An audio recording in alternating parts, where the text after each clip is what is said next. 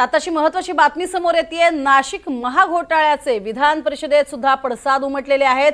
आमदार निरंजन डावखरे यांनी हा मुद्दा उपस्थित केलाय।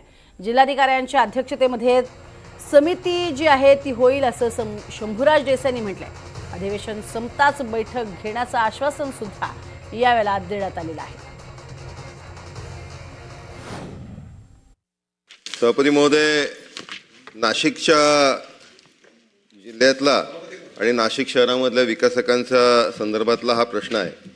सभापती महोदय, एकंदरीत नाशिकमध्ये 49 विकासकांनी या योजनेच्या अंतर्गत गृह प्रकल्प वगळण्यासाठी भूखंडाचं विभाजन केलं।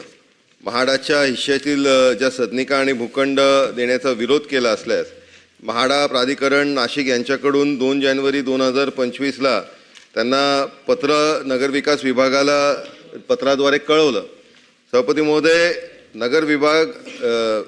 नगरविकास विभागाकडनं जे संचालक आहेत त्यांनी पुण्याला या संदर्भातलं नाशिक महानगरपालिकेचा अहवाल हा दिला आहे।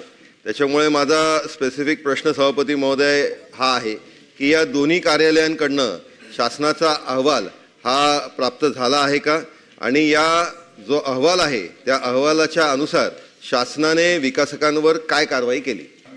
चौकशी करण्याच्या सूचना दिल्या होत्या। आता अहवाल नेमका आमच्या विभागाकडे 4 दिवसापूर्वी आलाय। मी याचं ब्रीफिंग घेताना सचिवांना सांगितलेलं आहे की त्या अहवालावरती अधिवेशन संपल्या लगेच जे काही विभागाचं मत आहे त्याच्यासह तो अहवाल मंत्री महोदयांच्याकडे सादर करा।